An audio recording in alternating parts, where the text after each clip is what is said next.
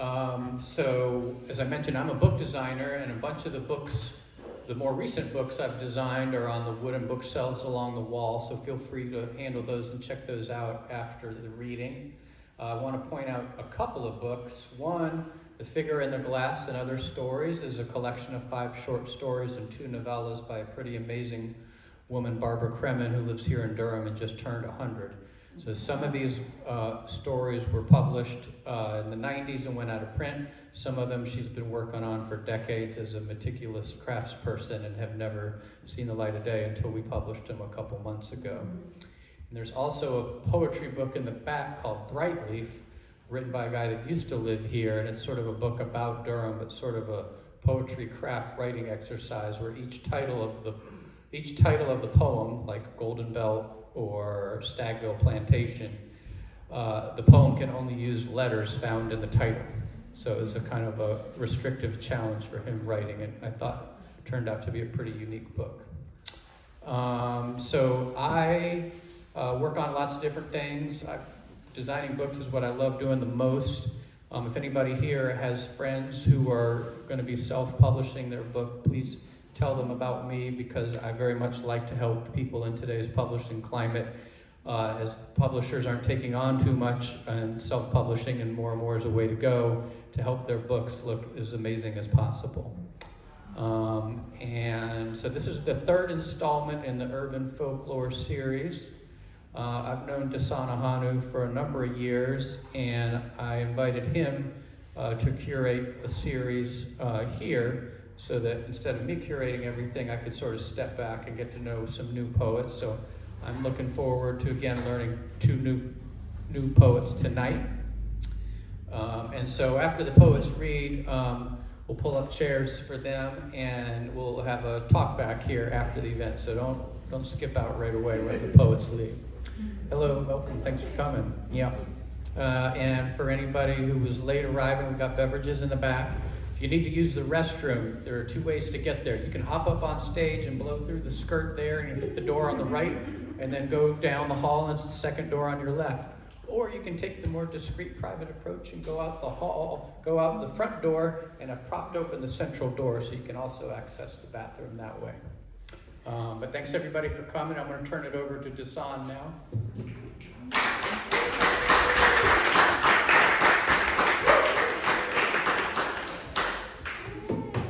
The goat. Hello everyone. I love it. This is our 3rd installment, as Dave said, and I love to see it growing. This was an idea that I had that I was determined to see come to reality, and Dave and I talked about possibly doing something in the space, and so here we are. The intent of this was being a poet and a performing artist and a professional artist.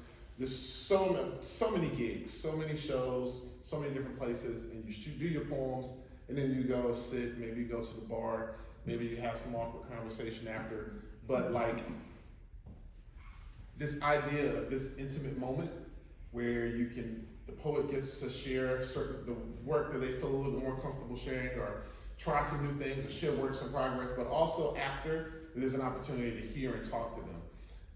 The revelation I had was too often we kind of have to work our way to being able to talk to people. Generally, when you think about having master classes and all these things, it's of a certain level of achievement or age. But there's a whole lot, especially as an artist, or as a, there's so much I'm curious about that I would love to talk to the person on the way, as opposed to hearing reflections. Especially when I hear the reflections, I'm like, damn, that would have been crazy to hear you talk. I would have loved to talk to you while that was happening. Because to hear the story now about what happened then, I'm like, wow. Especially when you're hearing things that feel familiar to you, whether you're an artist or not, like, oh, I've had that concern or that question. So that's what this is about. It's only 2 poets, and then after, y'all have a chance, and I have a chance to talk with them and hear from them, and we wanted it to be intimate. I think this is the perfect space to do that. This is probably the most artistic place to do something like this that I can think of. And so the fact that y'all showed up, there's some other organizers in the room who understand what it means to build a thing, and you gotta be patient. And over time, word spreads, more people come, and then you can, but the energy from both events, for anyone who's been to any one of the others, has been amazing. Performances have been amazing. I love how purposeful everyone has been about what they do in this space, and I also love to see artists feel that, especially when I know them, to feel that they can do something special and something different in the space for y'all. That really makes me happy when I know their work and I know and I can see the set and know that they really were like, okay, this is a different thing. So with that being said, we're gonna jump right into it and we're gonna bring our first artist to the stage. Now there's a little bit of housekeeping and so that we wanna do. First, you already know about graphics, so we don't do that housekeeping, but there's some poetry housekeeping that we do. The first thing is that when someone walks up, y'all done a great job, we clap someone up to the stage, we clap them back off the stage. Y'all have already done that. I think y'all already figured out and pretty much know how to clap. I'm so good on that. The second thing is, of course, check your phones. Make sure don't sound to vibrate. Make sure the ringtones don't go off. We gotta say that. I know we always think so, but you gotta check them. If you have an iPhone, and because iPhones are the greatest thing ever created, if you bump them or knock them, they turn the ringer on. So sometimes if you've ever had that moment where you thought you knew your ringer was off and then your phone goes off, then that's why. So and then if you have an Android, it's done. So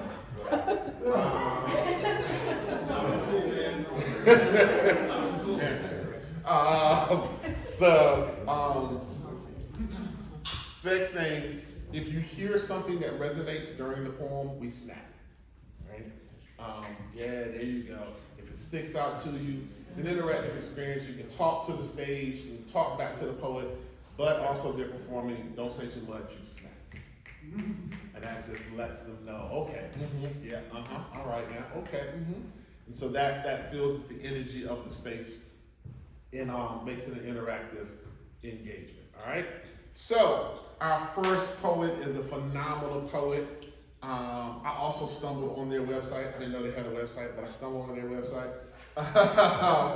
Which I tell you, one of the things that I would love to do, well, actually we'll do it in the Q&A because I think names are so important. And both of these poets tonight have really distinct names as artists, so I want to talk more about that. But the website makes so much, it like perfectly frames the name when you go to the website. And I was like, why did I not know this? Anyway, an amazing poet, talented artist, and I'm excited to have him be a part of this. I've been watching him for a while, seeing him spit. Had a chance to work on a project where he crafted an original piece for a health awareness project. Just, I love the way he approaches what he does, and then also one of the organizers for one of the best open mics that we have in the state of North Carolina, City Soul Open Mic Cafe. City Soul Cafe Open Mic. So without further ado, y'all please welcome Craig Humble Roaded Prince to the stage.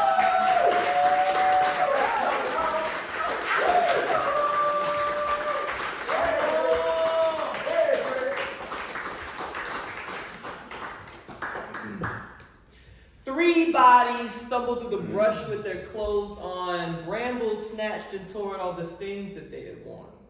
The first came out and they didn't change a thing. Despite the same clothes with the holes, they weren't the same. Any onlooker could snag them with an eye hook or peek at skin under looking at the damage they sustained. The next came out and they immediately changed. New clothes, new way of walking, no stains. You could hardly recognize them from the way they wore their reins, but they had to buy them so quick they were made of cheap and common things. The last came out and simply took the clothes off. Imagine really being so soft. But even with the breeze on, running raw can really leave on, rubbing smooth private skin until it's rough and cracked and bleeding, not to mention all the seething, petty pinching hands and grieving, saying you are not allowed to show me freedom. Cast judgment, if you will, with your decision-making skills. I am sure next time you fall, you will just get up with will. Any fool can ask, well, why not just stitch up with thread? Any fool who's never seen hell or the dark side of the hedge. Of course there's ghouls with gaping holes across which spider web, a thinly veiled attempt to heal, but find them running out instead. I cannot tell you if you ought to bleed or fight or buy or shed. Just know that there is no such thing as being the same again. Thank y'all.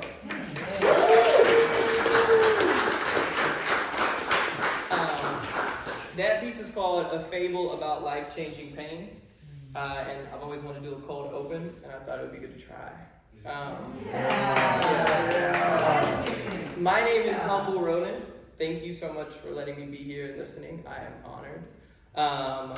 To preface a few things, I'm 25 years old. I've been in the Raleigh area for almost my whole life. I've been doing poetry for 5 of those years. It has been so wonderful getting to know Design. To be a part of City Soul has been transformative in my life, and poetry is amazing, so it's great to be here. Just to preface, I guess, I think of myself as a kind person. I think of myself as a joyful person. It feels important to tell you that because sometimes my poetry is neither of those things. Not that it's cruel or intentionally mean-spirited by any means, but I write to pull poison out of my body. Not to say I'm going to be spitting poison in your faces. I hope that it can be a vacuum which will suck up all the negative energy that we resonate with. This next piece is called Hot Mess. I wrote it essentially with my head in my hands, overwhelmed at the state of the world. A church steeple collapses down into an oversized parking lot, debris and pedigree colliding into exactly what we rocked. Giant clown shoes crush buildings in the distance, while ties are used as nooses, hoisting artists up for pennies, jangling innocence. They didn't lose the plot, they wrote it. They asked for more and then asked you to tote it. The people mourn on the way to work, the great commuters moaning. This would be easier if we knew the motive. So close it, lock the doors, shut all the windows, break down communication, throw away your new clothes. It's not the truth that the world is falling apart. It's just the gray area between hard ground and cold stars. I'm not rock bottom, I'm not famous, I'm not at large. I'm just struggling to find meaning in the march. Good old Godzilla makes his way up Glenwood Avenue. None of the clubs stop dancing, but some people die while they do. Cracked windows stack up upon bimbos like angels traipsing through the aftermath of revelations. These are just symbols. Y'all call them wars, I call them outdoors, like fresh air, the outcasts that are the only ones you can trust with the courts. Plague doctors and handsy proctors put hands on hips their own and lean back proclaiming honey we're home, surveying the tremored shaking of an earth whose sobs are quaking. All these images come to me like the smell of fresh bacon. As easy as breakfast, which we are never slow enough for making, only crunching on the enamel of expectation. Highly limited now, like the comforts of my couch. It's not that I don't go out, it's the nagging knowing that I don't have to now. Maybe my hedonism is the product of a lesson sentence, but God, I hope before it falls, we finish. Alarm signs blare out there, star-spangled bombs and banners drop from the air. Never been an attack on our soil, so we will never care. But in here, we're fucking. And as Bukowski was aware, fucking is almost as dangerous as thinking. And good American citizens do very little fucking. Yet still we're drinking. Yet still the smoke, I'm sneezing. Coughing to get off the pain, and fire becomes pleasing. I am not coping with the horror or the trauma. I am coping with the boredom of knowing there is nothing left to honor. Goddamn poet writing sorrow in their sauna, throwing darts at words, curbing objective, subjective, rejective, adjectives over verbs, painting feelings as truth, upright as uncouth, overnight as long youth, horrible sights as your mom's view, dirty jokes under math roots, overeducated, underintelligent, barely capable of stringing together a message yet. Every apartment feels like an oven with no timer. Burnt, well done, or raw, pretty soon will be on fire. But not here, not here. Somewhere over there, as distant as California, as distant as darker hair, as distant as a culture of which I've never been aware, speaking strangely euphemistic, drawing laws upon their women, wearing hoods or wearing chakrams, growing rice or blowing hot rum, raising sails or raising children, raising barns or raising hoodlums. Are we on one? Are we products or are we human? Father made us miss one, or more like a miss of 1 billion. As I sit here in my privacy, there's 1,000 screaming civilians. There's a friend down in the dumps. There's a chick with red palms. storms. There's a local election turning blood red as gas goes up. There's a hot sunset casting a long shadow on the city. Something's lacking down here in the land of plenty. But I don't think about these things usually. I don't watch the news, I don't paint with hues, I pray on my way to the gym that my car makes it through. I smoke a little weed, I forget to water my plants. Every blue moon I sing and I dance. Still the oceans rise, it's futile and concise. I am so sick of being bored in my demise. Yes. Ain't that the most disgusting thing you ever heard? But today I don't have answers, just words. There you go.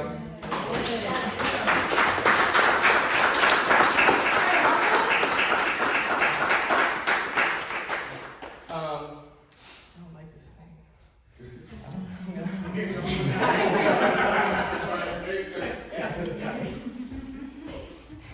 I'm not tall, it's like most of my body is behind it. The sign, you can see the rest of it, but I lost my train of thought. Oh, yeah. Thank you for giving energy during the performance. It means a lot to me. I do prefer when it's a conversation. I don't even care if you yell out and stop me while we're going, if you really feel so inclined. It's fun to be in this intimate of a space. This next piece is a little more abstract. It came from a poetry writing workshop, the only one I've ever done. And they basically said, like, what are you thinking about right now? What's on your mind? And I was thinking about falling apart. Like the feeling of falling apart, the way that things fall apart, cracks and fissures and the breaking down. So this poem is titled, "We work with being, but the empty space is what we use." It is one of my favorite, very old quotes. It was almost called Fractures, but that felt like a little more of a hopeful way to think about it. And if you'll indulge me, this one, we'll do like a closed eye imagery exercise before we're done here, but this one it's like a bit of a mental picture painting journey, so let your mind wander. It's nothing all around you, or at least nothing you're attached to. Pure white, whiter than wash, whiter than trash, whiter than feathers, whiter than being able to move without tethers, whiter than a bucket carrying a tune with a hole in it, with a crack in it, with no soul in it, and of course it's cold and it's silent. You don't hear anything atop the glacier. No friction, nothing to brace for, but like a slow and broken exhale to the aether the cracks form. Without warning, like a death sob unbottling a stoic lover's mourning, the land beneath your feet shifts from stolid peace into a piece, into pieces. From the nothingness comes emptiness manifest as something deep. Fractures in what we know is whole, as capable a containing vessel as any glass that shatters. They hold pain, pressed outward into patterns that we name as art, but that nature needs to scatter. The cracks are not an enemy, they are a process and a start. They look the same as river tributaries and concert mosh pits, as blood vessels and capillaries, as lightning from a storm, random and ordered and torn. Our cracks can occur from collisions of all kinds. Soft as falling snow. So soft it's impossible to know which flake broke the mold. Sudden as the grave, and silent or not, indicative of a bed already made. Slow like mascarpone, slow like years, like weeds in concrete, like growing bones, and amounting fears, and mossy rolling stones, and old, rusty, unwieldy, shifting gears. And home.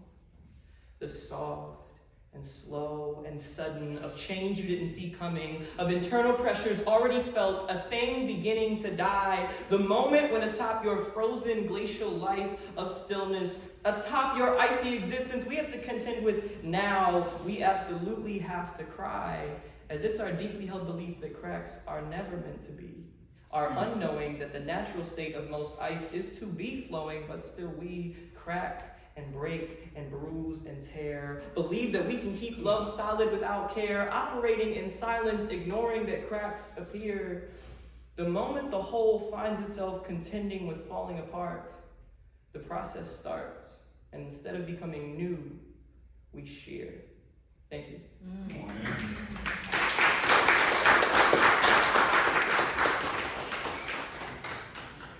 Okay, continuing on with like abstract shapes. This next one is called Simple Geometry is Best. And to give a little background, I have an electrical engineering degree, which was a poor decision on my part. It really was. I hope one day I will hope to be like thankful for it. But this poem it's not about electrical engineering, not really at all. But trying to make my life fit into that job, it made me sad, and it made me feel like we dumb down the beautiful thing that existence is, and we do it easily, and we do it at such a small cost. And I wrote it when I was in a cubicle, looking at a box, drawing boxes on that box. So simple geometry is best.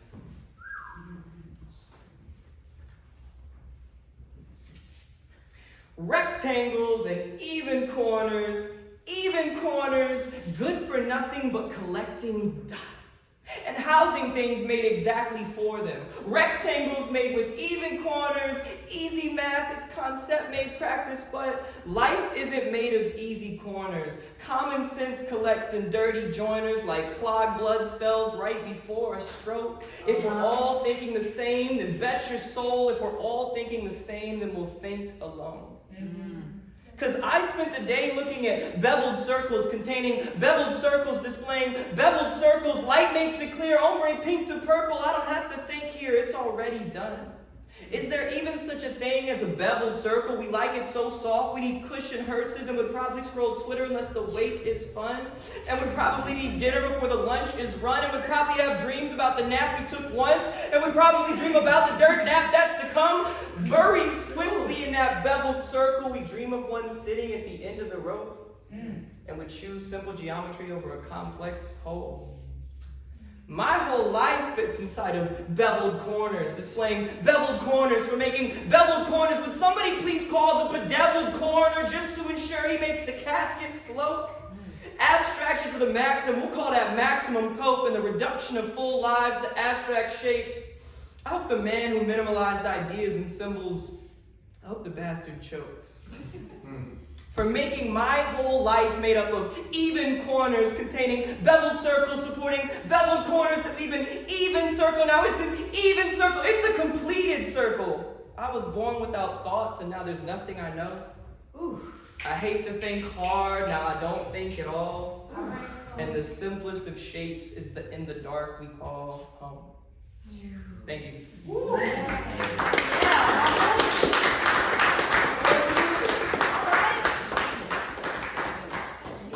I worry about that one because I wrote it and I really liked it, but it didn't feel like, it felt indulgent. But I was just proud to rhyme beveled corners with the deviled corn. It was very self-indulgent. This next piece, I really like personally, it means a lot to me. It is called Missing Heaven by 2 Inches. And to put it very plainly, it's about hope. I am sure most of us can resonate with just kind of the sheer difficulty and unpredictability of life over the past few years. Of feeling like there was something else you should be, something else you should be doing, some dream that you're not chasing, some hope that you have that is keeping you right where you are rather than letting you move forward. And it's kind of about that. This one will be a bit of a, I need you to do this with me. If you feel so inclined, I promise not to like pick your pockets, but if you would close your eyes, I will tell you when to open them, but try and see what I'm saying. Okay. Yeah. You see a wheat field, all gold and flowing. It is a beautiful day. The sun is bright without being hot. The breeze is reassuring without being cold. The sky is blue, just blue. You are standing on a set of train tracks, and in front of you is a train. Your train. And it's going to take you away towards something else, anything else, towards something good. Can you feel the stars aligning? Walk up to that train. Can't you feel the sun shining? It's starting off. Can't you feel the rumble of movements, of things in motion faster and faster? You smile and run. You run after your train and you reach out to grab that rail. Your fingers are so close, you can almost feel the bite of the metal, almost hold it in your hand. But honey, open your eyes. If you could catch up to a train, would you even need one in the first place? Even if you miss it by just 2 inches, did you really think you could make it to heaven? I mean, I guess I hope so. As a kid, I thought it was so profound, the double-edged sort of how soaring heights seem to necessitate the ground. At times I even said, all by myself aloud, surely even dark is good if it means light is around. But what? Run that back. Rewind. Okay. I appreciate that. As a kid, I thought it was so profound, the double-edged sort of how soaring heights seem to necessitate the ground. At times I even said, all by myself aloud, surely even dark is good if it means light is around. But what I didn't know while I was marveling at dichotomies, at overly balanced forces, and the physics of ethical fallacies, is that life was a price that is bound to be too steep for me, a dreamer, a spirit-seer, future-clear, misty-eyed, spooky, far-sight believer, built to see what could be and subsequently cursed with the reality of neither. Come on, boy. Imagine being a little boy reaching for trains that are no longer toys, always hearing that rumbling noise and gravel kicking up on your feet and disrupting your voice. Let that green light shine, little fingers reaching for the glory of divine, and even less just hoping to close mine around the rusty black handle of that train car sign. It's hard, it seems, in the liminal spaces, connecting the dots, all while others erase them, and feeling like a fool as they watch while you chase them. Honey, you aren't catching a train on this pavement, but stretch me, Father, stretch me, please. Let me be a hand to all of those that might need a last gasp, a slow fall, a light breeze. Hope doesn't have to be all skin knees, but I'm choking on it, on the possibilities and the feeling that I'm being left, forever losing my peace. It's a bleak world, isn't it? But bleaker when you're speaking on the things you wish you didn't miss. It's obvious either a field of gold or the squeaking of a train car starting up whistle can hold bliss. Yet peeking out from under dust and mist, we can make out all the miserable grunts of old Sisyphus. In this place we've got the Trinity hand over fist. The holy gold, the departing father, the outreaching soldier dismissed. Every one of them a journey, a moment, a tryst. Every one of them locking us up in hope's endless kiss. She's a bad bitch, isn't she? To stretch you out between satisfaction, your dreams, and belief. Some days I think she's someone we all should meet. Other mornings it's all good luck, goodbye, hit the street. And as I watch all that sunlight up and leave, I find a crispy new note pinned from her sleeve saying, a bottle of poison is drawn from the well titled Hope, into which many bodies have fell. It's a dangerous tongue that would seek out the rungs of a ladder of liquid leading not where they're from, because hope is a pit, just like safe is a high. In a world where just hitting good enough is fine, be careful to strive, for the poison of dreams will leave you unwhole, yet surely alive. So, is hope a speeding train to nowhere? Is it a beautiful day promising fortune and fanfare? Is it simply the willingness to reach as you fall? Or is it last night's partner leaving a note that says it all? Is hope a rock pushed up a hill, knowing it will fall back down as soon as you will? Or is it just facts like the birds and the bees and the tingle up your spine when you want to say please? Is it something like love, or is it fake baked in a cake with icing over reason and cherries on top of mistakes?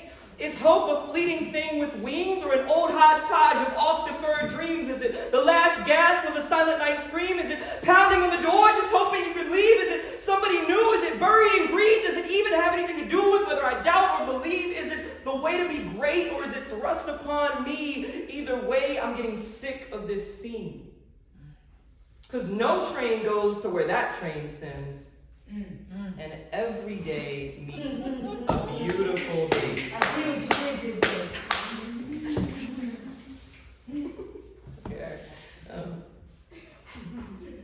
No train goes to where that train sends, and every day meets a beautiful day's end. All that's left with is our hopeful little friend stuck between matches and the tin. I usually have a mic, and I pop the mic. Sorry, it makes for a moment. Stuck between matches and the tin. Sorry for that being so abrupt. Sometimes you hit the ground running, and sometimes you hit the ground running. And I haven't figured out which one I'm doing yet. Thank you.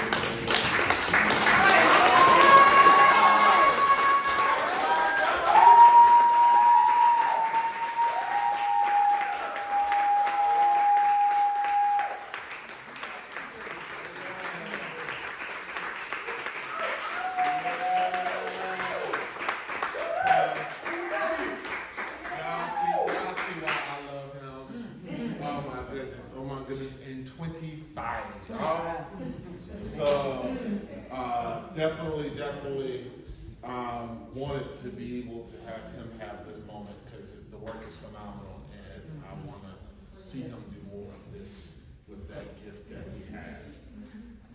Y'all doing all right? Y'all doing all right? Yeah. Okay. All right. Well,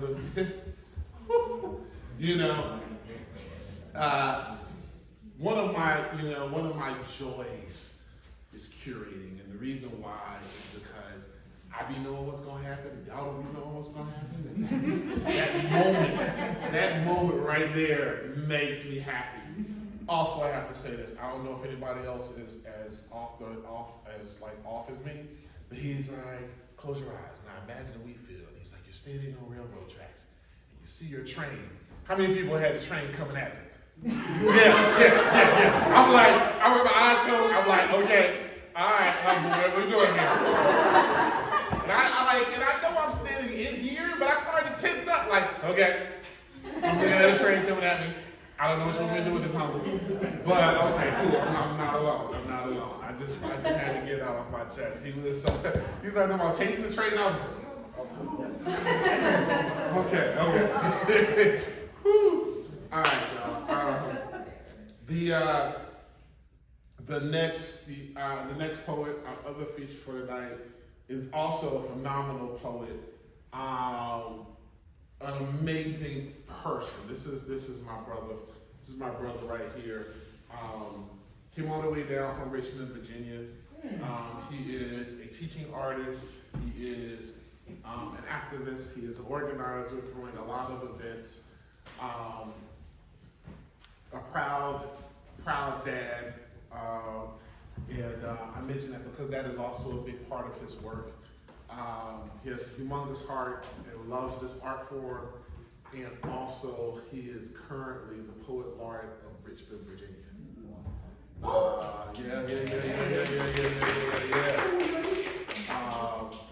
A part of what I consider to be a beautiful movement happening across the country, where these positions are being taken up by folks who not only write but are active on stage and in community, which is a big shift that is necessary to be able to kind of revitalize what these roles mean and what impact they can have. And so I'm excited that he is here, and I know he's got some good stuff for you. Also, he is a multi-published author. And I'm pretty sure if you show him with a backpack, he's probably got stuff in it. Y'all should ask him about it and buy it. He'll probably tell you that as well. I want to make sure you know that. Also, while you're buying stuff from him, tell Humble to go ahead and put the manuscript together so he can get his book out too. Don't let him leave without telling him that.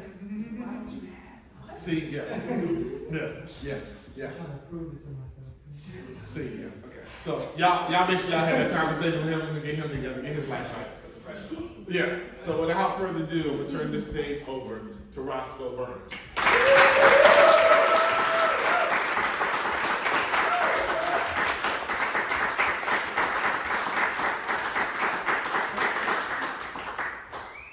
feel like I need to be doing like contemporary dance or something. Like there's a lot of space in here. I feel like I should be using the whole space. There's no mic to keep me in place. I usually have a mic to keep me in place. Y'all feeling good? Say yeah? Yeah. Awesome. You look good. That's good. Yeah, most of you. Okay. Now everybody's trying to figure out which one. My name is, my mama named me Douglas Powell. Artistically, I go by Roscoe Burnhams. Douglas Powell sounds more like a senator, and I started doing poetry. It just didn't really fit, so I had to figure out something else. Although my mother, up until the day she died, refused to call me Roscoe ever, even when she would come to shows with me. They'd be like, oh, you're Roscoe's mom. No, oh wait, can we cuss out here? Yes. Cuss immediately. Yes. Go ahead. She was like, oh, you're Roscoe's mom. She said, no, the fuck I'm not. I'm Douglas's mom. I'm really excited to be here. Y'all are much better than me. As soon as I came in here, I didn't really know what to do, right? So like, I'm from the South with an F, okay? I came in here and immediately started whispering. It just felt like a very quiet space. I mean, I was on the phone, I was loud, yelling. I came in, Dave, hey, I'm Roscoe.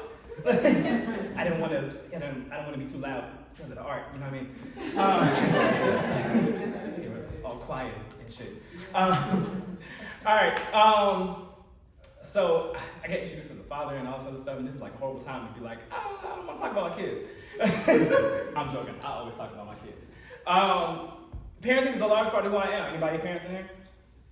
All right, cool. Y'all look exhausted. Y'all look exhausted. You look mad that I even brought them up. Like I put them in front of my iPad and told them I'd be back in a couple hours. Don't tell me. Don't remind me, Roscoe or Douglas. Both of you. I love being a parent. It's a large part of my identity. It takes up a large part of who I am. I have no issue saying that. I tell people all the time, fatherhood is my love language. My kids just have a way of bringing me a lot of joy and a lot of frustration, but mostly joy. 75% joy. So it leaks its way not into it leaks its way into my art, but it's because when you see things happening in the world, you think about it from the lens of a parent all the time, and so I feel like I'm under that. That's the lens that I'm operating in. Anytime I see things happening in the world, anytime I see humans doing stupid things, which is all the time because humans are stupid. I love how people agree with that. Like people always agree with that. It's like, yeah, humans are stupid. And I'm like, we are all humans. Here, whatever. I'm not judging. He's like, it's a good point. We are here. We're stupid. So I'm actually going to start this set off with something very heavy, and then we'll go up from there. You guys okay with that? Yeah. Cool. It was on my set list. You didn't really have a choice. I was going to read it anyway. I don't know why I would do that. Like, you guys okay with that? I was gonna read it. I was gonna read it, no matter what your answer was. Okay, Douglas. I thought that was my mom for a second. I was like, wait, whoa. I'm so sorry.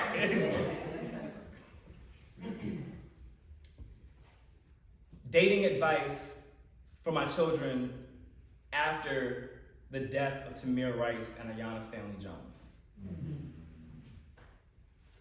So when you get to the age when I let you date, which if you left up to me, would not be until your mid-40s.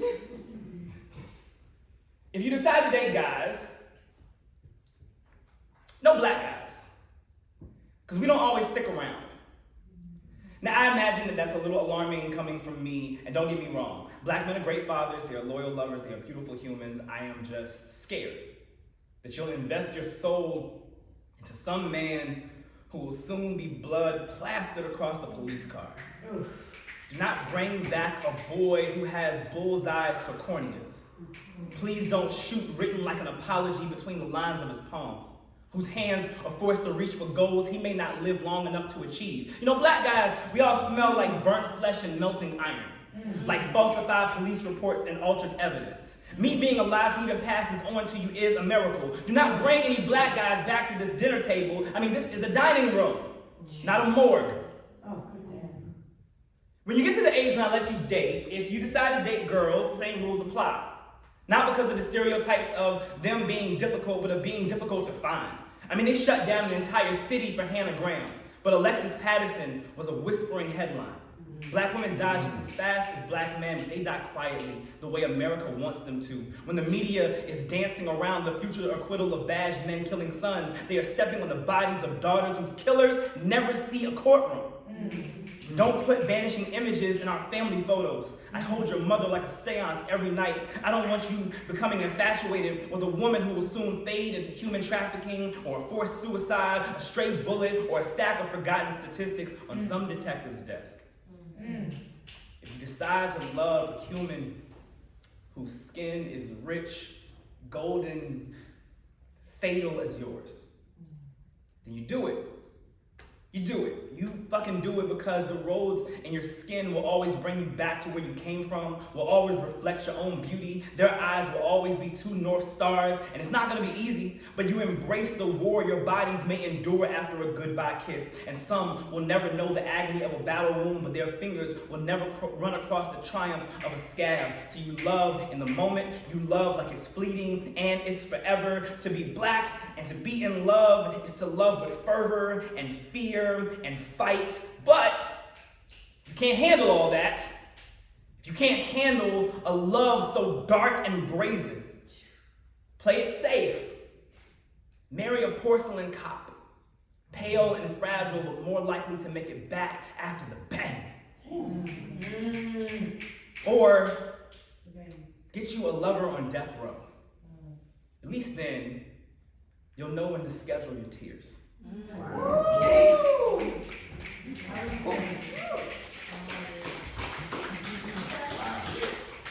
I like how people never know if they should clap at that or not. It was like, am I clapping at the pain or am I clapping because the poem was good? It's both. It's both. I am the parent of a 15-year-old daughter and a 5-year-old son. Thanks. Thanks to all the grimacing faces.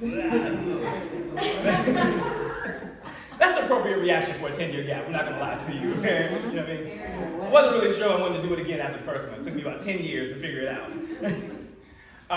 They teach me a lot of things, and which is wild, right? Because you come into the parenting experience thinking that you're gonna teach them everything, right? And then you end up learning so much from them along the way, and learning things about yourself as a parent, right? I came into parenting thinking I was gonna parent a lot like my mom, right? Who was a great parent. I'll tell you more about that later.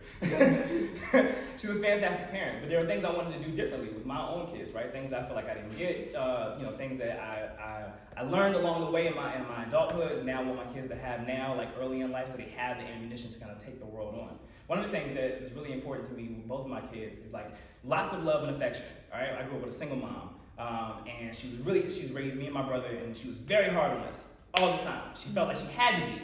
Right? She felt like she had to be. That was gonna toughen us up, right? That was gonna make us man up. And she confessed later, after we became older, that that's not the type of parent she wanted to be, right? That's the type of parent she felt like she had to be. So, she's working with the tools that she had. You know what I mean?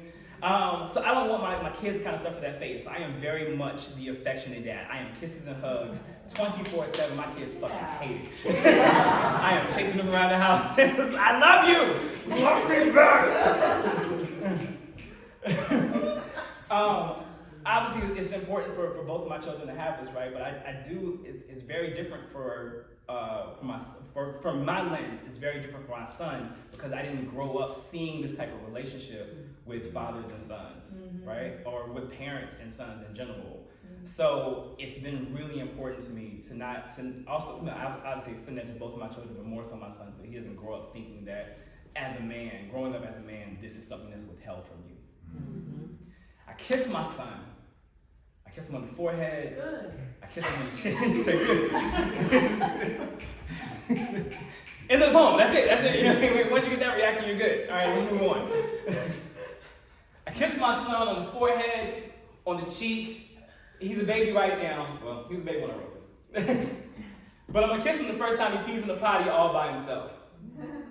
At 6, I'm gonna kiss his scraped knee when a bike ride becomes a bull ride. He'll get a peck atop of his head every day before school. At 12, when the first person he puppy loves dogs him, when a flood breaks from his eyes, I will kiss him dry. At 17, I'm gonna kiss him before prom and tell him he's gorgeous. At 18, give him a smooch right before he graduates. I kiss my son because, honestly, it's because kids are always kind of embarrassed when their parents kiss them, and I just really love embarrassing my children. I kiss my son because I kiss my daughter. That's not a poem. We're expected to kiss daughters, cradle, coddle, give them all the affection, but not our sons.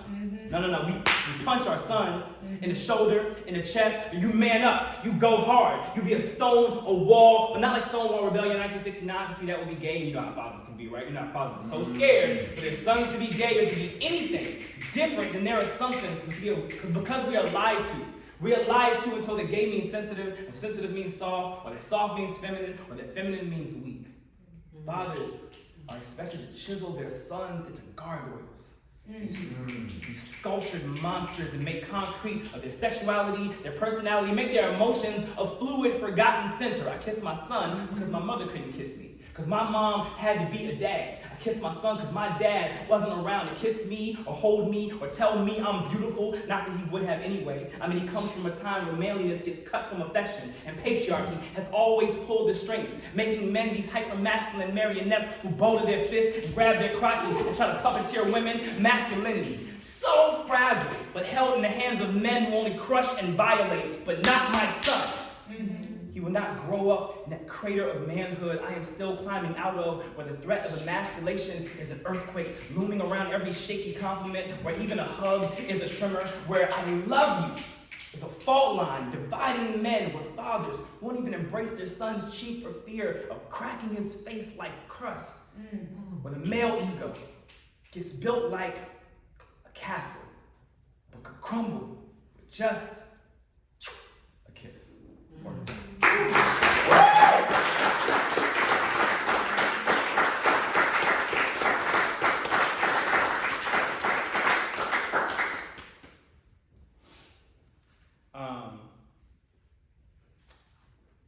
So I'm always constantly thinking about like life lessons with my kids. I find everything to be like a teachable moment.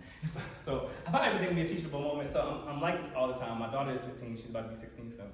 And so she's at the age where I'm trying to like teach her how to drive, right? We go off to like a little empty parking lot, drive around the parking lot. Like when we're on the road, I try to tell her like, stuff to pay attention to, you know what I mean? So she's not like kind of just thrown into the fire and driving dead or whatever, right?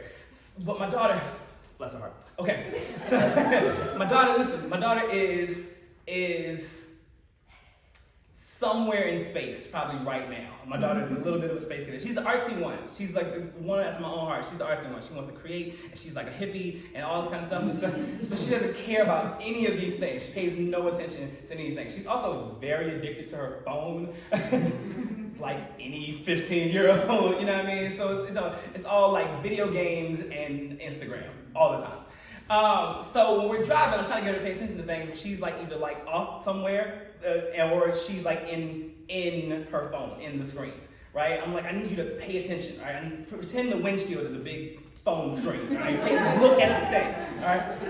So one time, he says smart, it's parenting too, right? Here we go.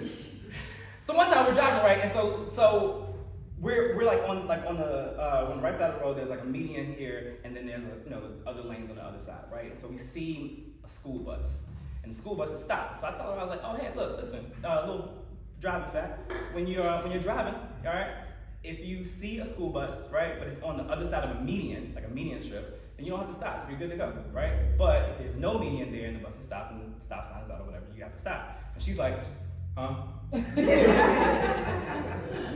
Okay, so saw the bus, right? We just saw the bus. Okay, so if you're on this side, and then there's the thing, if there's the big, concrete thing here, right? And if it's on that side, then you don't have to stop but if it's not there, then you have to, huh? Jesus Christ. I said, the bus, did you see the bus? That fire truck we just passed? No! What? Fire truck? It's not even what? So, needless to say, we have stopped saving up for her college fund, and it's gonna all go to like Ubers and Lyfts from now on, moving forward. You gotta know your kids. You gotta know your kids. My daughter's a creative one, and so I give her a lot of guff about about being kind of ditzy, mostly because I was hella ditzy when I was her age, so I see a lot of me in her. But one thing I really appreciate though is that she is like hyper focused all the time. So when she's in like a super creative mode, she's making all the things. I mean, she makes candles, she makes jewelry, she makes all the things, and she writes, and she makes music, and she like just loves all things creative. And so I'm really, really proud of her. I talk a lot of shit, but I'm really, really proud of like the person that she's becoming. One thing that, like a little fun fact about my daughter is that she loves water. And I know that doesn't seem like a fun fact, but like, show me a kid is not trying to like drink juice and soda every 20 minutes, right? And my daughter like purposely drinks water, in spite of other things that may be around. Like she's like, nah, I just have a glass of water, I'm fine. Like, and that's like mind-boggling to me. And so, as a poet, I turned that into a poem. I made it a lot bigger than what it was. Oh no, I lost my page. Wait.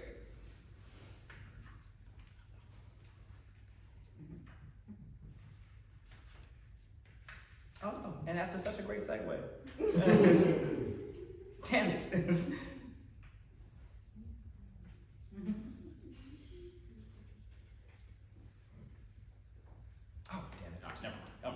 We're gonna read that poem. It's still about my daughter. It's actually still about water, but it's not about her like being able to drink water. This is my daughter's a great swimmer, and which is also wild because nobody else in the family swims, and she taught herself. So I told you, she's hyper focused. She's on it. Like she taught herself how to swim, and then made the swim team. Later down the line. Yeah, it's pretty cool, right? This is August 12th, 2016. My 9-year-old and I are caught in a wave of emotion, watching Olympic swimmers. Simone Manuel, first black woman to splash an Olympic gold. Now before, my daughter thought nothing of swimming but a goal. A few strokes to check off a bucket list, a hobby at best, but now she knows. This is tangible. Seeing a black queen get her crown wet and wash away the stereotypes of black bodies in water. That we do more than sink. That we do more than sink and fight the water for not being land. She can float like butterflies, stroke and rage like the sea. Seeing Simone dive into history showed my baby that black can be ocean and Oshun. The next day, when the sun is smiling and soaking a motherland in her skin, she is in the pool, teaching herself to be kick, be pull, be thrust, be wave, be current, be brave, be fervent, be breaking records and stigmas. Each lap, be a swim across coastlines and a thank you to Simone, to Cullen Jones, to Martiza Carrera, to the Africans snatched away from the shoreline, the ones that jumped into the Atlantic, fists still raised on the ocean floor, and for the ones that stayed and taught us to swim.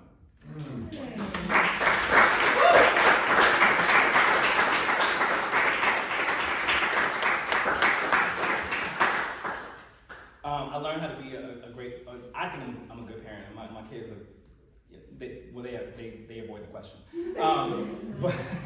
But I've turned into a good parent. I'm a very active parent. I'm a very involved parent, and I learned a lot of my parenting from my mother. Like, that was my first example of what it meant to be a good parent. I also learned that when you were being raised by a single mom, anybody raised by a single mom? Yeah, she was? Okay, cool. We'll start the support group after this, okay? Cool. No daddy's club. When you're raised by a single mom, she's pulling double duty, you know what I mean? That's kind of what it is, right? And I learned very fast that she doesn't take a lot of shit. She can't, all right? Just in general, all right? I say that to say, so the first and last time I cussed at my mother, exactly. No shade, but I love how all the black people responded immediately. They were like, oh man, you're still here? The white people's like, I don't get it, what happened?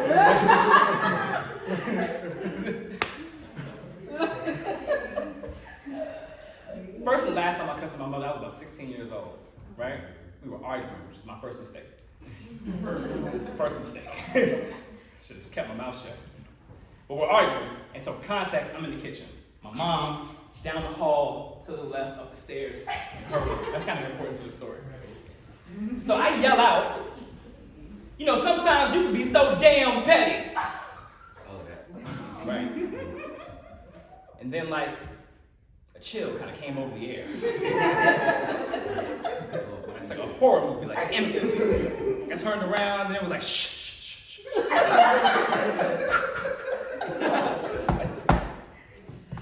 And in seconds, my mother showed up in the kitchen all the way from up the stairs, down the hall to the left, just like poof, like in a cloud of smoke. Hashtag black girl magic. And she did that thing that parents do that I hated then, that I now do to my own kids. She kind of leaned in a little bit. She was like, what you just say? So like, I'm not dumb enough to say it again. And for context, my mom was born and raised, survived and thrived in one of the toughest hoods in Richmond, Virginia, Mosby Court. All right? Grass refuses to grow in Mosby Court. It's scary. It's frightening to be there. All right? Knowing this information, I go up to protect my face. And my mother saw this as a sign of attack. And in one fluid motion, my mother suplexes me, for all my WWE fans, out of the kitchen and into the dining room and through the piano bench that was next to us. When I woke up, I had graduated, which was cool, it was nice of her. And she is hovering over me talking about, so who the hell is Patty? Because she don't live here. That is my mother in a nutshell. Clap for my mama, clap for my mama.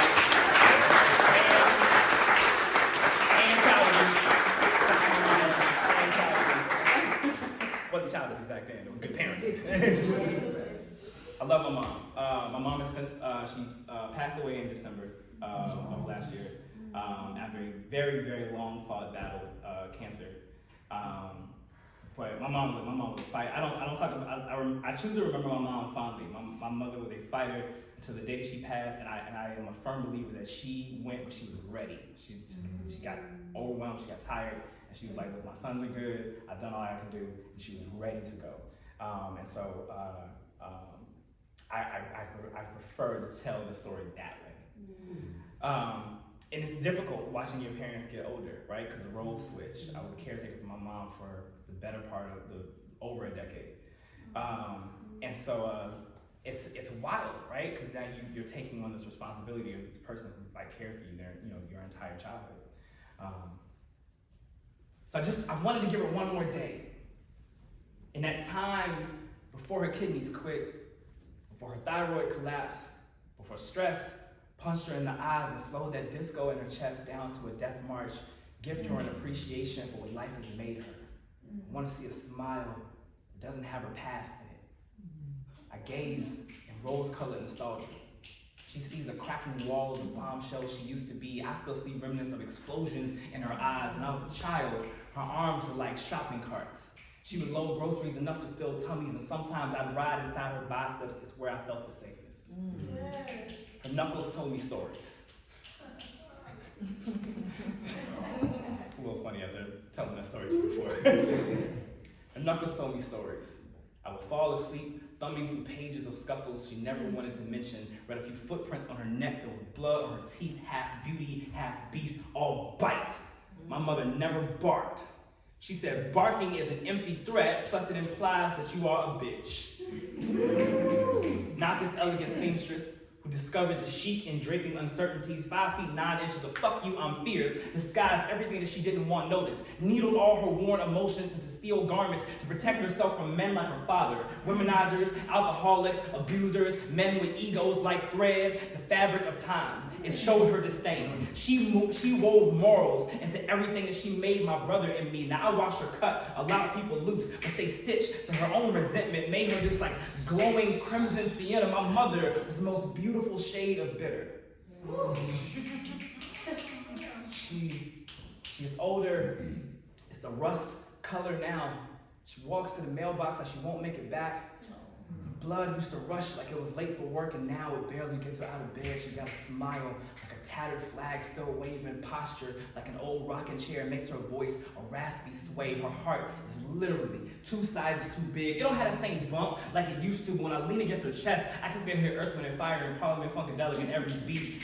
Her generosity is immeasurable. I mean, she gives because she never had a husband, a boyfriend, a man to pull his own weight, or a dad and still managed to raise God. To Rosa May, a single mother, a workaholic, a sage who believes in herself the way she believes in happy endings, has learned from firsthand experience you can't trust people as far as you can shoot them, has had every dream crushed under the heel of someone who just didn't love her enough, and it taught her to treat her reflection the same. Now, I've pleaded for her to embrace the beauty in a scarred yesteryear, but often she responds it's too late. The echoes of worthless have reigned throughout her conscience for too long. She is what happens, y'all, when perfection gets dragged through the mud. My mother was more woman than any man was ready for, and more man than any of the ones that came in and out of her life. My mother, she's got a heart full of batteries. An active morning and leaves her drained, leaves her out of breath. She stays plugged into the bed through most of the afternoon and recharging most days while it takes all evening. And she uses these moments. She uses all these moments to read scripture and talk to Jesus.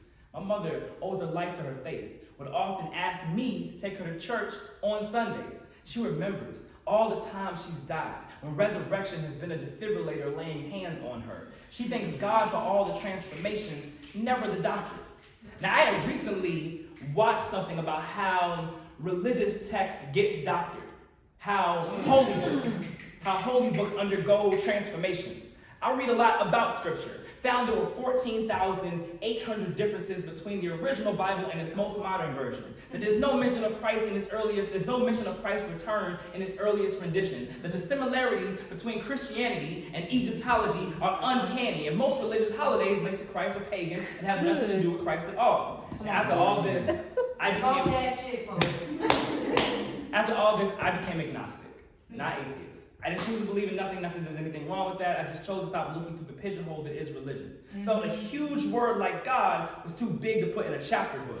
I use terms like the universe now. I don't really pray as much as I meditate. And I figured if Jesus, Muhammad, and Moses didn't need a Bible, Quran, or Torah, then maybe I should follow suit. Now, at one point, I thought I had to educate my mother on everything that I had learned, right? Truth about King James, religious fear-mongering, origin of Satan. And now, since then, she has stopped asking me to take her to Sunday service.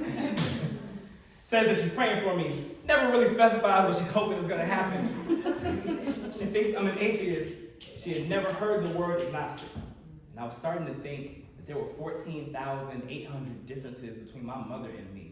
When the surgeon said there was no mention of her return, I responded like scripture, like muscle memory, oh ye of little faith. Realized the similarities between her and I are uncanny. That the little bit of gospel I have inside is pagan, has nothing to do with God at all, has nothing to do with Christ at all. It was after watching cardiac arrest leave her chest split like a Red Sea. After watching cancer be a nail in our family's palm, and every man in her life be one Judas after another. These things made me doubt the Lord, but overcoming them made her believe in God more. So maybe she's blind, or maybe I'm blind, or maybe faith is about being blind and trusting everything you feel. She calls it God, I call it the universe. She found it in a book, and I found it in her. Look, I have learned too much about the Bible to always believe in it. She has gone through too much in life not to. My mother passed down the same Bible she swears kept her alive, and I'm going to read it all the way through one day when they add a book about my mother. I am agnostic, not atheist. There are times I have seen too much to believe in God, but I have watched my mother be God too much not to believe.